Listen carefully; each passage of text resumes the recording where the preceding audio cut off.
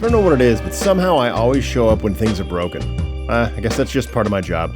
But believe it or not, this one's not actually broken. She just wants a new one because it looks kind of scuzzy, and this one's pretty slick. It's a push pop that looks like a pop-up assembly, and we're gonna go ahead and slap it in here real quick.